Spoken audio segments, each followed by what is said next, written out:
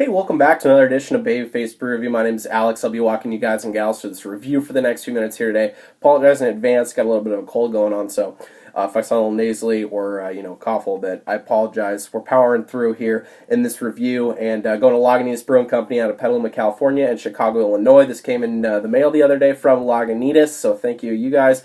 This is DayTime IPA, which is basically fractional IPA from before. They've changed the can, they've changed the recipe a little bit from what I believe. DayTime of late was 4.65% alcohol by volume. This is down to 4%. They've even got the calorie count on the front, which is 98, so don't feel guilty about having a few daytimes here and there coming under 100 calories, which I believe is Lagunitas' lightest caloric beer. So awesome stuff. Always loved this beer, at least the old one, and excited to try this one with you guys and gals like always. Just to get off to it, obviously I already said 4% alcohol by volume in regards to the specs, 31 IBUs. Going over to Beer Advocate, they give it a 3.95 out of 5, which puts it in the very good category. However, that's based on prior reviews of the old beer, so we don't have something new up from this, but just to kind of give you guys a bar there on what the old one was measured at. And then from Untapped, you're looking at 3.67 out of 5 from the old one as well. Nothing up here. I've seen some people check this one in, but it is a different beer, so we have to kind of grade that on a different scale. Always loved this one. Obviously, Founders All Day IPA is right up there for me as well. Odell's Loose Leaf, I really enjoy that beer. There's quite a few other session IPAs on the market. Kind of took the beer by storm there for a little bit. In about 2014 or so, I believe, is when we started to see a lot of sessions come out, but always like this one. So quit flapping my gums. 346th day of the year from 2018. We're now on January 9th, I believe. Yes, yeah, so over a month and a few weeks old there. Nothing bad though, nice and fresh in the can. Yeah, so without further ado, let's crack the cap on the Lagunitas DayTime IPA. Oh yeah, it definitely holds that same color that we had in the previous one. It was kind of like a light pale gold, pale strawish color. Obviously this carbonation is extremely active in this beer. You could see all those bubbles really clinging to the edge of the glass there and just shooting up. Very rocky head, dissipating fairly quickly. A nice white bone marrowish color there. Awesome clarity to this one. Maybe a slight kiss of some hop haze or something, but yeah, awesome clarity as well. See that carbonation is extremely active. Head is down to nothing now. Yeah, let's get into a smell and aroma on this bad boy. Okay, good. Okay, good. Because it does smell like the old one. That's why I'm saying that. I thoroughly enjoyed it. I hope they didn't mess with it too much, but it does smell similar to the old one. Getting big red ruby grapefruit, citrus zest, some like tropical fruit like kumquat, mango. Also get a little bit of apricot in there. Then you get the nice and fruity. Then you get the nice kind of hop oils, these resiny hop oils, chive, maybe a little oniony, garlicky thing going on in there. You also get kind of this almost like fresh cut grass, cannabis-like deal going on. Then you get the faintness of kind of like this caramel, honey malt sweetness, just ever so faint, just giving way to the hops in this one.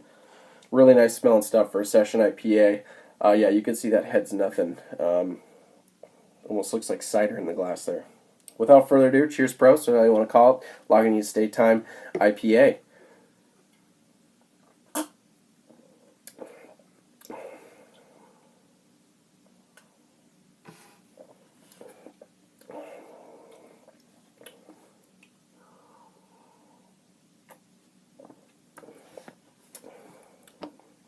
Wow, that's good and really drinkable. Yeah, where do I start? Just up front, kind of following the nose there, at the back end of the nose there. Nice light honey malt, caramel, like ever so faint, very thin malt layer of sweetness giving way to the hops, and then you get into that big kind of like red grapefruit pulp, citrus pith, citrus juice kind of element, tropical fruit notes, mango, a little bit of papaya, some apricot in there as well, some stone fruit I was picking up. Then you get that resinous bitterness that kind of rounds out that fruity sweetness. You get very, very similar to what I was saying, kind of this herbally, chivey, fresh cut grass, kiss of pine like resinous, really nice, come to expect from Lagunitas with a lot of their beers. You kind of see that fruity, and then you get to see kind of the resiny side of things. So really awesome. They're very smooth, very, very drinkable. Getting into the mouthfeel, like I was saying, drinkable, smooth. You could slam about 8 of these, no problem. I'm not saying to go do that, but you could if you wanted to.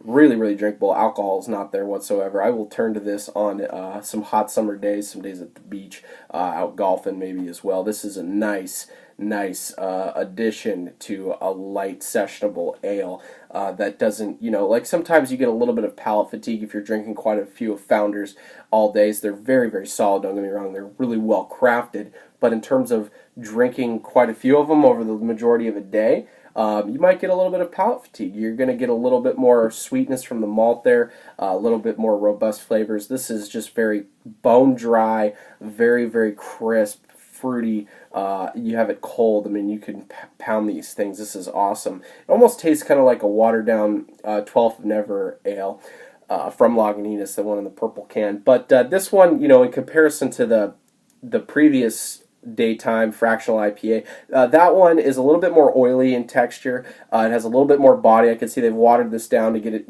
get that ABV down to where they want it, 4%. Not saying it's better, not saying it's worse. It's just different.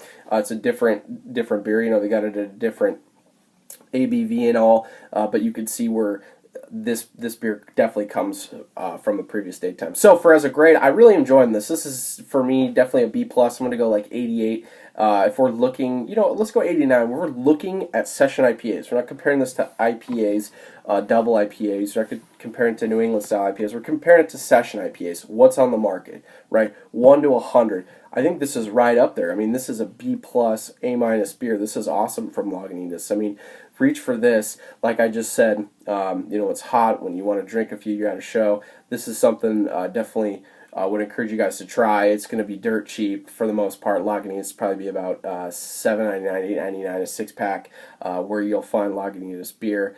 So 89 for me. That's what matters. You guys and gals think? So you can let me know by leaving it all down below in the comment section. Did you love it? Did you hate it? What'd you think of the Lagunitas new DayTime IPA?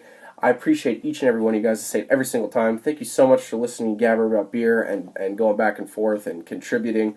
You guys are what make this. So until next time, cheers, Prost. We'll see y'all again on Bayface Brew Review.